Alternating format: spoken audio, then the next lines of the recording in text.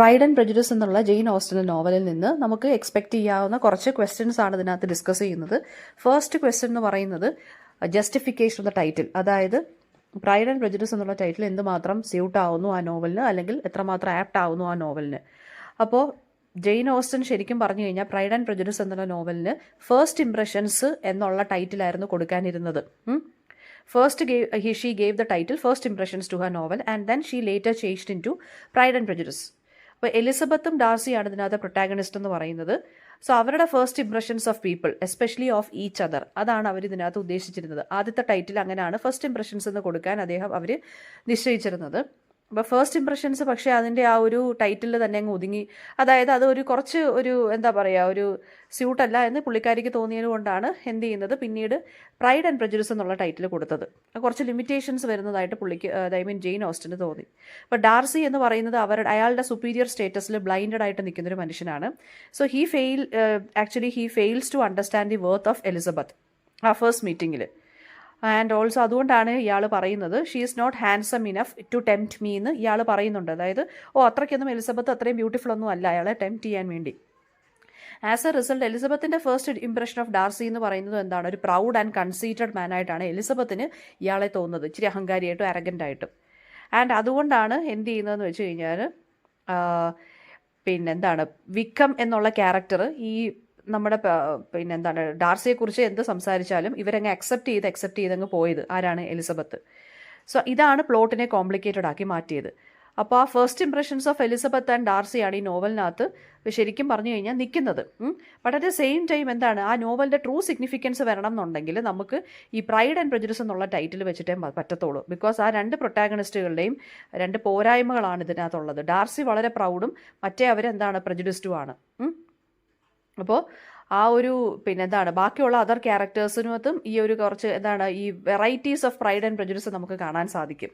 അപ്പോൾ ഡാർസി എന്ന് പറയുന്നത് ഈ ഹൈ സോഷ്യൽ റാങ്കിൽ വളരെ കോൺഷ്യസ് ആയിട്ട് നിൽക്കുന്ന ഒരാളാണ്, ഭയങ്കര പ്രൗഡായിട്ട് നിൽക്കുന്ന ആളാണ്, ഹൈ സോഷ്യൽ സ്റ്റേറ്റസ് ആയതുകൊണ്ട്.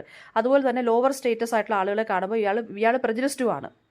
ആ ബെനറ്റ് ഫാമിലി, നമ്മുടെ എലിസബത്തിൻ്റെ ഫാമിലിയും അതുപോലെ തന്നെ ബാക്കിയുള്ള ഫാമിലീസൊക്കെ കാണുമ്പോൾ ഇയാൾ കുറച്ചൊന്ന് പ്രെജുഡിസ്ഡ് ആയിട്ട് നിൽക്കും. അവൻ മുൻവിധിയോട് കൂടിയാണ് ഇവരോടൊക്കെ സംസാരിക്കുന്നത്. അത് അയാളുടെ ബിഹേവിയറിൽ നിന്ന് തന്നെ വ്യക്തമാണ്. ആൻഡ് അദ്ദേഹത്തിൻ്റെ പ്രെജുഡിസ് ആണ്, അതായത് ഈ സോഷ്യലി ഇൻഫീരിയർ ആയിട്ടുള്ള ബെനറ്റ് ഫാമിലി ആയിട്ട് ഇയാൾക്ക് വലിയ കണക്ഷൻസ് ഒന്നും വേണ്ട എന്നുള്ളൊരു ഡയലോഗ് ഇയാൾ പറയുന്നുണ്ട് ഇയാളുടെ ഫ്രണ്ടിൻ്റെ അടുത്ത്. അതുകൊണ്ടാണ് ഇയാളുടെ ഫ്രണ്ടായിട്ടുള്ള ബിംഗ്ലിയെ ഈ ബെനറ്റ് സിസ്റ്റേഴ്സിൽ നിന്ന് അകറ്റാനായിട്ട് ഇയാൾ ശ്രമിച്ചത്. പക്ഷേ എലിസബത്തിൻ്റെ ഇൻ്റലിജൻസിലോട്ടാണ് ഇയാൾ അവസാനം അട്രാക്റ്റഡ് ആയിട്ട് മാറുന്നത്. And he gradually find himself in love with Elizabeth. അപ്പോൾ ഫസ്റ്റ് പ്രപ്പോസൽ എലിസബത്തിനെ ഫസ്റ്റ് പ്രപ്പോസ് ചെയ്യുമ്പോൾ ഇയാൾ കുറച്ചും കൂടി ആ ഒരു കാര്യത്തിൽ കോൺഷ്യസ് ആയിട്ടാണ്. പിന്നീട് എലിസബത്ത് ഭയങ്കര ക്രൂവലായിട്ട് റിജക്റ്റ് ചെയ്യുന്നുണ്ട് ഇയാളെ, അതായത് ഇയാളൊരു അൺജെന്റിൽമാൻ ആണെന്നൊക്കെ പറഞ്ഞ് റിജക്റ്റ് ചെയ്യുന്നുണ്ട്. ഓക്കെ, ഇനി രണ്ടാമത്തെ ക്വസ്റ്റ്യൻ എന്ന് പറയുന്നത്, അപ്പോൾ തിരിച്ച് എലിസബത്തിൻ്റെ കാര്യമാണെന്നുണ്ടെങ്കിൽ തന്നെ ഇയാളുടെ ഫസ്റ്റ് ആ ഒരു ഇംപ്രഷനിൽ ഇയാളെ മീറ്റ് ചെയ്തപ്പോൾ ഇവർക്ക് കുറച്ച് അരഗൻ്റ് ആയിട്ടുള്ള ബിഹേവിയർ ആയിട്ടാണ് തോന്നിയത്. അതുകൊണ്ട് ഇവരെന്ത് ചെയ്തു, അതിനനുസരിച്ച് തന്നെ ഇവരും നിന്നു. അതാണ് പ്രൈഡ് ആൻഡ് പ്രെജുഡിസ് എന്നുള്ള ടൈറ്റിലിനകത്ത് പറയുന്നത്. ഇനി എന്തുകൊണ്ടാണ് ഡാർസി ബെംഗ്ലിയെയും ജെയിനെയും സെപ്പറേറ്റ് ചെയ്യാൻ തോന്നിയത്, അതായത് എലിസബത്ത് എന്ന് പറയുന്നത്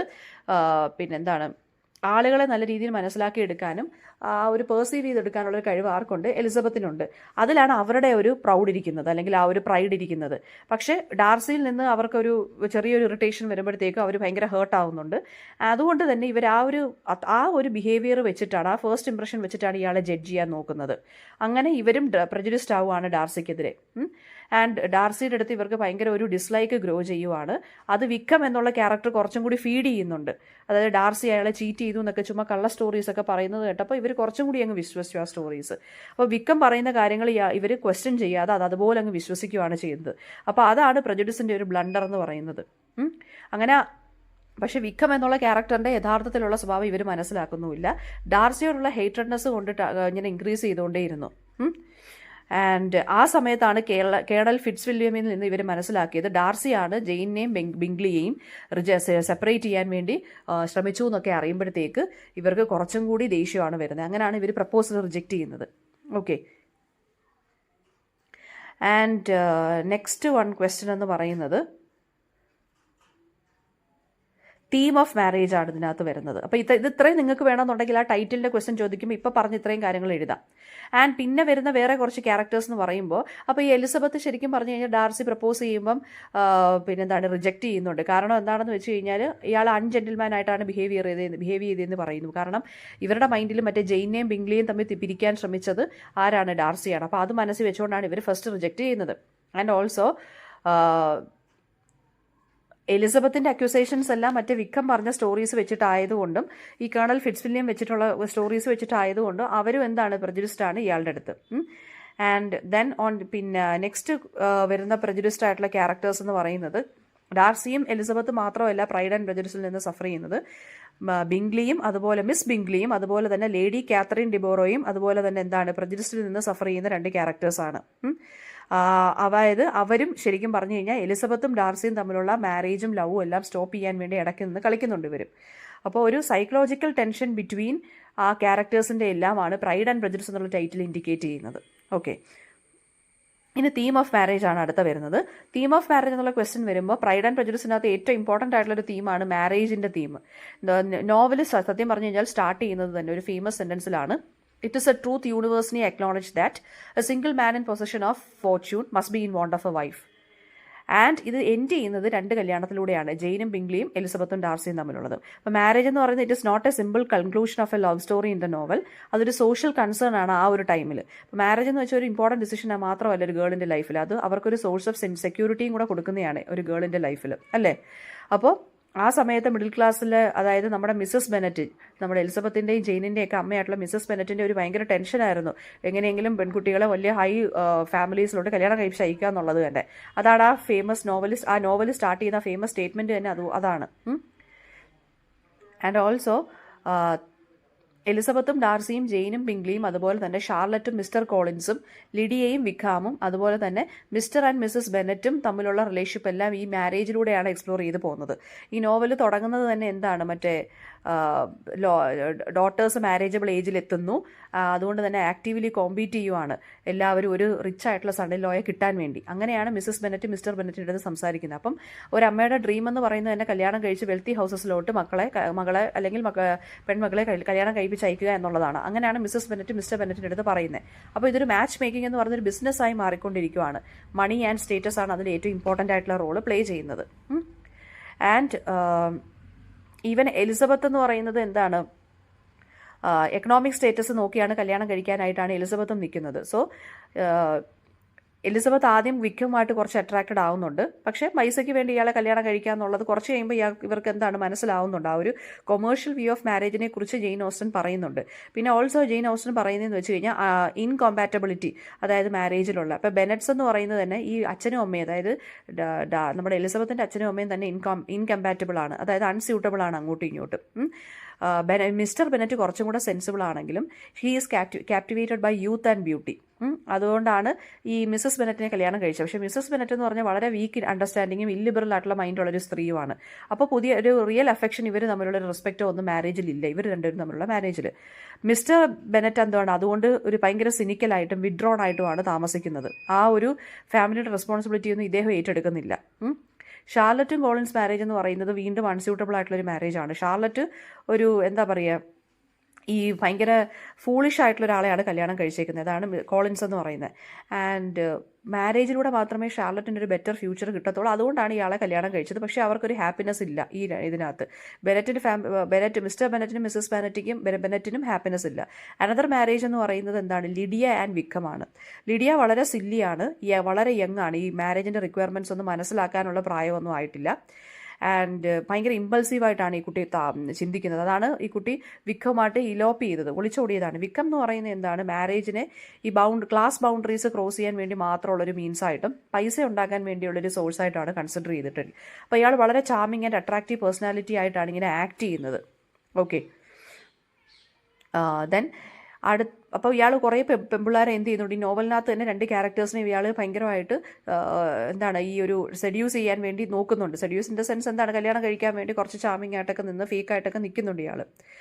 ആൻഡ് പിന്നെ ലിഡിയുമായിട്ട് കല്യാണം ഒളിച്ചോടുന്നതെന്ന് വെച്ച് കഴിഞ്ഞാൽ എന്താണ്, ഈ സെൻഷ്യൽ പ്ലഷേഴ്സ് സാറ്റിസ്ഫൈ ചെയ്യാൻ വേണ്ടിയാണ്. ഓക്കെ, അപ്പോൾ ആ ഒരു കല്യാണം അങ്ങനെയാണ് ഹാപ്പൻ ചെയ്തേക്കുന്നത്. പിന്നെ മിസ്സസ് ബെനറ്റ് അതുപോലെ തന്നെ എന്താണ്, മിസ്സസ് ബെനറ്റ് എന്ന് പറയുന്നത് കല്യാണം കഴിക്കാൻ പോകുന്ന പെൺകുട്ടികളെ കല്യാണം കഴിക്കാൻ പോകുന്ന ആൾ ഗുഡ് ആൻഡ് ഹോണസ്റ്റ് ആണോ എന്ന് പോലും നോക്കുന്നില്ല, വെൽത്തി ആണോ എന്ന് മാത്രമേ നോക്കുന്നുള്ളൂ. And she is not worried about the circumstances in which Lydia's marriage takes place. അതായത് ലിഡിയ ഇങ്ങനെ ഒളിച്ചോടി പോയതിന് ഒരു അഷെയിംഡും ഒരു ഷെയിംഫുൾ ആയിട്ട് ഇവർക്ക് തോന്നുന്നില്ല.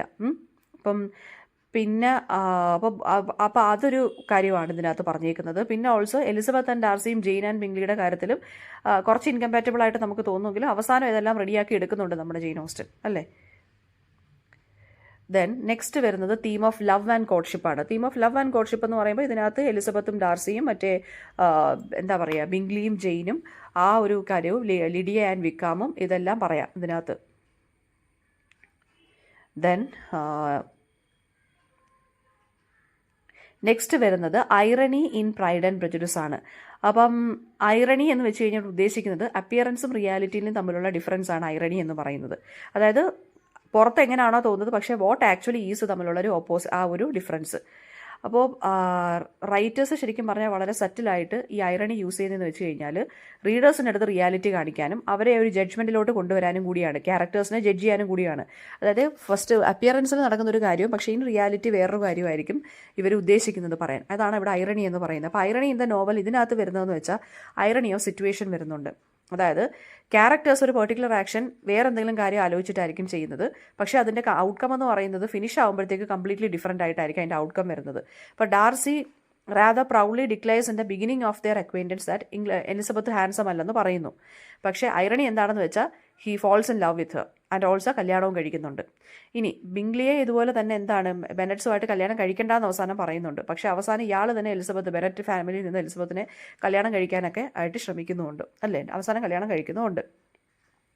ആൻഡ് ഡാർസി അവസാനം എലിസബത്തിനെ പ്രപ്പോസ് ചെയ്യുന്നുണ്ട്. പക്ഷേ ഇയാൾ എന്ത് ചെയ്യാണ് ഇവർ തിരിച്ച് വെറുക്കുകയാണ് ചെയ്യുന്നത്. പക്ഷേ വീണ്ടും എലിസബത്തിനും എന്താണ് ഹാപ്പൻ ചെയ്യുന്നത്, അവസാനം ഡാർസിയെ സത്യങ്ങളെല്ലാം അറിയുമ്പോൾ ഇവർക്ക് ഇഷ്ടപ്പെടുകയാണ് ചെയ്യുന്നത്. പിന്നെ അപ്പോൾ അതാണ് ഒരു ഐറണി ഓഫ് സിറ്റുവേഷൻ എന്ന് പറയുന്നത്. ഐറണി ഓഫ് ക്യാരക്ടറാണ് അടുത്തത്. ഐറണി ഓഫ് ക്യാരക്ടർ എന്ന് പറയുമ്പോൾ ബോത്ത് മേജർ ആൻഡ് മൈനർ ക്യാരക്ടേഴ്സിനും വരുന്നുണ്ട്. എലിസബത്ത് എന്ന് പറയുന്നത് എന്താണ്, ആ ഒരു ആളുകളുടെ പേഴ്സണാലിറ്റി എനിക്ക് പെട്ടെന്ന് മനസ്സിലാക്കാൻ സാധിക്കും എന്നുള്ളതിൽ പ്രൗഡായിട്ടുള്ളൊരു ക്യാരക്ടറാണ്. പക്ഷേ ഐറോണിക്കലാണ്, ബിക്കോസ് എന്തുകൊണ്ടാണ് ഡാർസിയെ ഇവർ റോങ് ആയിട്ടാണ് ജഡ്ജ് ചെയ്യുന്നത്. ബിക്കോസ് ഉള്ളി വിക്കമിൻ്റെ ഓരോ അഭിപ്രായങ്ങൾ കേട്ടിട്ട് ഇവർ ഫോൾസ് ആയിട്ടാണ് ഡാർസിയെ വിശ്വസിക്കുന്നത്, അല്ലേ. അപ്പോൾ അത് എന്നിട്ട് വിക്കമിനെ എന്ത് ചെയ്യുന്നുണ്ട്, ആ ഒരു എന്താ പറയുക വലിയ അതായത് ഒരു ഇച്ചിരി ഫേക്ക് ആയിട്ടുള്ള ക്യാരക്ടറാണ് വിക്കമിന്. പക്ഷേ വിക്കമിനെയാണ് ഇവർ എന്ത് ചെയ്യുന്നത് നല്ല ആളാണെന്ന് പറഞ്ഞ് വിശ്വസിക്കുന്നത് ജെന്റിൽമാനിയായിട്ട്. അപ്പോൾ ആ ഡിസോണസ്റ്റി ഇൻഡീസൻസി ഇവരത് കാണുന്നില്ല. ഡാർസിയുടെ കാര്യമാണെന്നുണ്ടെങ്കിലും അങ്ങനെ തന്നെയാണ്. എലിസബത്തിനെ വേറൊരു അതായത് ഒരു ലോ സ്റ്റേറ്റസ് ഫാമിലിയിൽ നിന്ന് വന്നു എന്ന് കാണുന്നു. പക്ഷേ അവസാനം എന്ത് ചെയ്തുകൊണ്ട് കല്യാണം കഴിക്കുകയും ചെയ്യുന്നുണ്ട്. ഓക്കെ, പിന്നെ അടുത്തത് ഐറണി ഇൻ നറേഷനാണ്. ഐറണി ഇൻ നറേഷനകത്തെന്ന് പറഞ്ഞാൽ ഫസ്റ്റ് ലൈൻ ഓഫ് ദ നോവലിനകത്ത് പറയുന്നത് എന്താണ്, മറ്റേ let us A truth university acknowledge that, അതായത് സ്വത്തുള്ള ആണുങ്ങളെന്ന് വെച്ച് കഴിഞ്ഞാൽ കല്യാണം കഴിക്കാൻ വേണ്ടി റെഡി ആയിട്ടിരിക്കുവാണ് എന്നുള്ളൊരിതാണ്. അപ്പം നോവൽ പ്രസൻറ്റ് ചെയ്യുന്നത് ആ ഒരു പോയിന്റ് ഓഫ് വ്യൂവിലാണ്. എലിസബത്തിന് എല്ലാ ക്യാരക്ടേഴ്സിനെയും അതിനകത്താണ് പ്രസൻറ്റ് ചെയ്യുന്നത്, അല്ലേ. എക്കണോമിക്കലായിട്ടുള്ള ഇതുണ്ടെന്നുണ്ടെങ്കിൽ കല്യാണം കഴിക്കുക എന്നുള്ള രീതിയിലാണ് എല്ലാ ക്യാരക്ടേഴ്സും അതിനകത്ത് നിൽക്കുന്നത്. നോവൽ പ്രോഗ്രസ് ചെയ്യുമ്പോൾ മനസ്സിലാവുന്നതെന്ന് വെച്ച് കഴിഞ്ഞാൽ എന്താണ്, സിംഗിൾ വുമൺ ആണ് റിച്ച് ഹസ്ബൻഡിനെ തേടി വരുന്നത്, അല്ലാതെ പൈസയുള്ള ആണുങ്ങളല്ല പിന്നെ കല്യാണം കഴിക്കാൻ നിൽക്കുന്നത്. സിംഗിൾ വുമൺ ആണ് റിച്ച് ഹസ്ബൻഡിനെ തേടി പോകുന്നത്. അങ്ങനെയാണ് എല്ലാ ക്യാരക്ടേഴ്സിനകത്ത് നിൽക്കുന്നത്. ആ ഒരു അമ്മയും പെൺകുട്ടികളും എല്ലാം അങ്ങനെ തന്നെയാണ് നിൽക്കുന്നത്. നെക്സ്റ്റ് വരുന്നതെന്ന് വെച്ചാൽ ഐറണി ഇൻ തീമാണ്. ഐറണി ഇൻ തീം എന്ന് പറയുമ്പോൾ പ്രൈഡ് ആൻഡ് പ്രെജുഡിസിനകത്ത് ഡാർസിയുടെ എലിസബത്തിൻ്റെയും കാര്യം തന്നെയാണ് വരുന്നത്. പ്രജുഡിസും പ്രൈഡസും പ്രജുഡിസ് ആൻഡ് പ്രൈഡ് എന്ന് പറയുന്നത് ഒരുമിച്ച് പോകുന്നതുള്ള രീതിയിലാണ് പറഞ്ഞേക്കുന്നത്, അല്ലേ. പ്രൈഡ് എന്ന് പറയുന്നത് ഇറ്റ് ലീഡ്സ് ടു പ്രജുഡിസ് ആണ്, ആൻഡ് പ്രജുഡിസ് എന്ന് പറയുന്നത് ഇറ്റ് ബ്രിങ്സ് ഇൻ പ്രൈഡ്. അപ്പം അതാണ് ഇതിനകത്ത് വരുന്ന ഐറണി ഇൻ തീം എന്ന് പറയുന്നത്, അല്ലെങ്കിൽ ആ ടൈറ്റിലിനകത്ത് പറയുന്നത്. പിന്നെ എങ്ങനെയാണ് പ്രൈഡ് ആൻഡ് പ്രജുഡിസ് ഒരു നോവൽ ഓഫ് മാനേഴ്സ് ആയിട്ട് മാറുന്നത്. 18th സെഞ്ച്വറി സൊസൈറ്റി എന്ന് പറയുന്നത് എന്താണ്, ഒരു സൊസൈറ്റി ഓഫ് എന്താ പറയുക ആ ഒരു സൊസൈറ്റിയിൽ പ്രത്യേകത എന്ന് വെച്ച് കഴിഞ്ഞാൽ മാരേജ് ആയിരുന്നു എല്ലാം, ഗുഡ് കോണ്ടാക്ട് ഉണ്ടായിരിക്കണം, ഗുഡ് മാനേഴ്സ് ഉണ്ടായിരിക്കണം, ഒരു കൺവെൻഷണൽ സൊസൈറ്റിയാണ്. അങ്ങനെ ഒരു സൊസൈറ്റിയാണ് ജെയിൻ ഓസ്റ്റൻ അത് പോർട്രേ ചെയ്തിരിക്കുന്നത്. അപ്പോൾ ഈ ഒരു നാരോ വേൾഡിനെയാണ് ജെയിൻ ഓസ്റ്റൻ പോർട്രേ ചെയ്യാൻ ശ്രമിച്ചിരിക്കുന്നത്. അപ്പോൾ ജെയിൻ ഓസ്റ്റൻ അറിയാം എന്തൊക്കെ, അതായത് ആ റെസ്ട്രിക്ഷൻസും കാര്യങ്ങളും എന്തൊക്കെയാണെന്നുള്ളത്. അപ്പോൾ പോസിറ്റീവ്സും നെഗറ്റീവ്സും ജെയിൻ ഓസ്റ്റന് നല്ല രീതിയിൽ വ്യക്തമായിട്ട് അറിയാം ആ ഒരു സൊസൈറ്റിയിൽ. അപ്പോൾ ആ ഒരു മാനേഴ്സിനെയാണ് ഇവിടെ ക്രിട്ടിസൈസ് ചെയ്ത് ആര് പറഞ്ഞിരിക്കുന്നത്, പ്രൈഡ് ആൻഡ് പ്രെജുഡിസിനകത്ത് കുറച്ച് ഹ്യൂമറസ് ആയിട്ടുള്ള രീതിയിൽ പറഞ്ഞിരിക്കുന്നത്. അപ്പോൾ അതുകൊണ്ടാണ് ഇവരുടെ നോവൽസിനെല്ലാം കോമഡി ഓഫ് മാനേഴ്സ് അല്ലെങ്കിൽ നോവൽസ് ഓഫ് മാനേഴ്സ് എന്ന് പറഞ്ഞു പോകുന്നത്. അപ്പോൾ സൊസൈറ്റിയിലെ ചില മാനേഴ്സിനെയാണ് ഇവർ കളിയാക്കിക്കൊണ്ടിരിക്കുന്നത്. അതായത് ഒരെണ്ണം എന്ന് വെച്ചാൽ മാരേജാണ്. റിച്ച് ഹസ്ബൻഡിനെ തേടി പോകുന്ന പെൺകുട്ടികൾ അല്ലെങ്കിൽ അമ്മമാർ. പിന്നെന്താണ് ലിബറൽ മൈൻഡഡ് ആയിട്ടുള്ള എലിസബത്ത്. പിന്നെ അതുപോലെ തന്നെ മറ്റേ കല്യാണം കഴിക്കുന്ന കാര്യം, ലിഡിയ വിക്കം ഇങ്ങനെ ഒളിച്ചോടി പോയി കല്യാണം കഴിക്കുന്ന കാര്യം, അത് കണ്ടിട്ട് അമ്മയ്ക്ക് ഒരു പ്രശ്നമില്ലാത്ത കാര്യം, അതൊക്കെയാണ് ഇതിനകത്ത് പറഞ്ഞു പോവേണ്ടത്. പിന്നെ അതുപോലെ തന്നെ ഡാർസിയുടെ ഒരു കാര്യം എന്ന് വെച്ച് കഴിഞ്ഞാൽ ഹൈ സോഷ്യൽ സ്റ്റേറ്റസിലുള്ളത് കൊണ്ട് അങ്ങനെയുള്ളൊരു പെൺകുട്ടിയെ മാത്രം കല്യാണം കഴിച്ചാൽ മതി എന്ന് ബിംഗ്ലിയുടെ അടുത്ത് പറയുന്നു. പക്ഷേ എന്നിട്ട് കല്യാണം കഴിക്കുന്നത് ലോ സ്റ്റേറ്റസ്, അതായത് ബെനറ്റ് ഫാമിലിയാണ് നിന്നാണ് കല്യാണം കഴിക്കുന്നത്. സോ അതും ഒരു പ്രശ്നമായിട്ട് പറയുന്നുണ്ട്. ആ ഒരു സോഷ്യൽ സർക്കിളിൻ്റെ കാര്യവും മാരേജ് എന്ന് പറയുന്നത് ആ ഒരു സെയിം സോഷ്യൽ സർക്കിളിനകത്ത് നിന്ന് തന്നെ കല്യാണം കഴിക്കണം എന്നുള്ളൊരു ഇത് ക്രിട്ടിസൈസ് ചെയ്ത് ആര് പറയുന്നുണ്ട്, ജെയിൻ ഓസ്റ്റൻ പറയുന്നുണ്ട്. പിന്നെ നെക്സ്റ്റ് ക്വസ്റ്റ്യൻ എന്ന് പറയുന്നത് ക്യാരക്ടർ ഓഫ് എലിസബത്ത് ബെനറ്റ് ആണ്. അപ്പോൾ ക്യാരക്ടർ ഓഫ് എലിസബത്ത് ബെനറ്റിനെ കുറിച്ച് പറയുകയാണെന്നുണ്ടെങ്കിൽ മിസ്റ്റർ ആൻഡ് മിസ്സസ് ബെനറ്റിൻ്റെ സെക്കൻഡ് ഡോട്ടറാണ് എലിസബത്ത് എന്ന് പറയുന്നത്. വളരെ ഇൻ്റലക്ച്വൽ ആണ്. ആൻഡ് അച്ഛൻ്റെ ഏറ്റവും ഫേവറേറ്റ് മോളാണ്, അമ്മയുടെ ലീസ്റ്റ് ഫേവറേറ്റ് ആണ്. She is lovely and beautiful. Attractiveness എന്ന് വെച്ചാൽ ഫിസിക്കൽ ചാംസിലല്ല, പക്ഷേ ഭയങ്കര ഇൻ്റലിജൻറ്റ് ആൻഡ് സെൻസിബിൾ ആണ്, ക്വിക്ക് വിറ്റഡ് ആണ്. അപ്പം എക്സലൻറ്റ് ഡയലോഗ്സ് ആണ് ജെയിൻ ഓസ്റ്റൻ ഇവർക്ക് കൊടുത്തിരിക്കുന്നത്. വളരെ നല്ല രീതിയിൽ കൺവേഴ്സ് ചെയ്യുന്നൊരു ക്യാരക്ടറാണ്. കോൺവെർസേഷൻസ് വളരെ ഭയങ്കര എക്സ്പ്രസീവ് ഐസ് ആണുള്ളത്. അത് അവരുടെ ക്രിട്ടിക്കൽ മൈൻഡിനെയും പെർസെപ്ഷനെയാണ് അത് കാണിച്ചിരിക്കുന്നത്. ഓക്കെ, ഒരു ക്രിട്ടിക്കൽ മൈൻഡാണ് ഈ കുട്ടിയുടെ, ഈ ഒരു ക്യാരക്ടറിൻ്റേത്. ആൻഡ് എലിസബത്ത് ആ ഒരു വിറ്റി ക്യാരക്ടറാണ് അവളുടെ അച്ഛനെ പോലെ തന്നെ. But she is not happy just by making fun of the follies of others like her father. And also always lively ആയിട്ടുള്ള ക്യാരക്ടറാണ്. പിന്നെ ഒരു പ്രശ്നം വന്നു കഴിഞ്ഞാൽ എപ്പോഴും അതിനെക്കുറിച്ച് ആലോചിച്ച് ബ്രൂഡ് ചെയ്തുകൊണ്ടിരിക്കത്തില്ല. പെട്ടെന്ന് തന്നെ അതിനകത്തുനിന്ന് എസ്കേപ്പ് അടിച്ചിട്ട് വേറെ കാര്യങ്ങളിലോട്ട് ഭയങ്കര ഇൻവോൾവ് ആവുന്ന ഒരു ക്യാരക്ടറാണ്. ഓക്കെ, ആൻഡ് ഓൾസോ സിസ്റ്റർ ജെയിനെ ഭയങ്കരമായിട്ട് ഇഷ്ടപ്പെടുന്ന ഒരു ക്യാരക്ടറും കൂടിയാണ്. ആൻഡ് ഡാർസിയുടെ അടുത്ത് ഭയങ്കര ഹേറ്റഡ്നെസ് ഉണ്ട്, പക്ഷേ അവസാനം കല്യാണം കഴിക്കുന്നുണ്ട്. Elizabeth is usually right about people, പക്ഷേ വിക്കമിൻ്റെ കാര്യത്തിൽ മാത്രം പ്രശ്നമായിപ്പോയി. അയാളുടെ ആ ഒരു ഡിസീവിങ് നേച്ചറിനെ ഇവർക്ക് മനസ്സിലാക്കാൻ പറ്റിയില്ല. Okay, and also mister Collins ഒരു ഫൂൾ ആണെന്നുള്ളത് ഇവർക്ക് പെട്ടെന്ന് ഐഡൻറ്റിഫൈ ചെയ്യാൻ പറ്റുന്നുണ്ട്. ആൻഡ് ലേഡി കാത്തറീൻ എന്ന് പറഞ്ഞ ക്യാരക്ടർ വളരെ ടൈറൻ്റ് ആണെന്നും പറയുന്നുണ്ട്. ഇവർ തന്നെയാണ് പറയുന്നത്.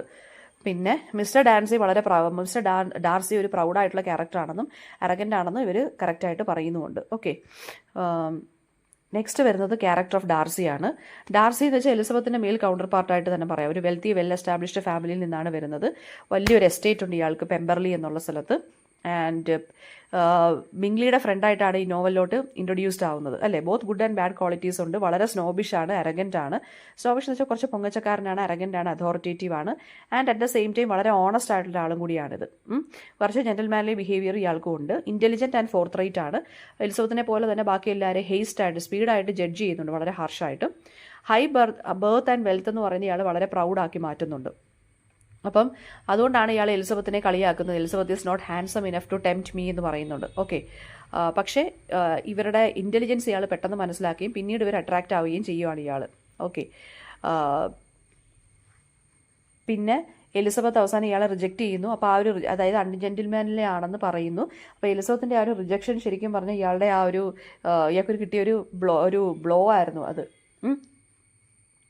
ആൻഡ് പിന്നീട് ഇയാൾ റിയലൈസ് ചെയ്യുന്നുണ്ട് ഇയാൾ ഭയങ്കര അരഗൻ്റ് ആണെന്നുള്ള കാര്യം. ആൻഡ് ദെൻ ഇയാൾ മാറുകയാണ് ചെയ്യുന്നത്. ഓക്കെ, ആൻഡ് ഓൾസോ ലിഡിയ വിക്കമായിട്ട് ഇലോപ്പ് ചെയ്യുമ്പോൾ ഇയാളാണ് റെസ്പോൺസിബിലിറ്റി എടുക്കുന്നത്. ബിക്കോസ് ഇയാൾക്ക് വേണമെന്നുണ്ടെങ്കിൽ ഇതിനെ സ്റ്റോപ്പ് ചെയ്യാമായിരുന്നു, വിക്കത്തിൻ്റെ ട്രൂ നേച്ചർ പറയാമായിരുന്നു. പക്ഷേ ഇയാളത് റിവീൽ ചെയ്തില്ല. അതുകൊണ്ട് next character of Mr Bennet ആണ്. മിസ്റ്റർ ബെനറ്റ് എന്ന് പറയുന്നത് ഹെഡ് ഓഫ് ദി ബെനറ്റ് ഹൗസ് ഹോൾഡാണ്.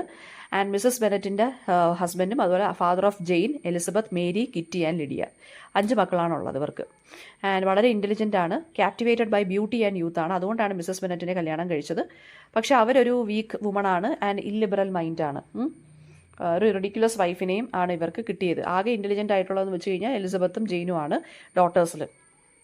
ആൻഡ് ദെൻ ഒരു ഹാപ്പി മാരേജ് അല്ല ഇയാളുടേത്. പിന്നെന്താണ്, and also disappointed not to have a son. അതായത് അയാളുടെ മരണശേഷം ഇയാളുടെ പ്രോപ്പർട്ടി എല്ലാം ഡിസ്റ്റൻറ്റ് കസിനാണ് പോകുന്നത്. സോ അതിൽ ഇയാൾ ഭയങ്കര ദുഃഖിതനായിരുന്നു.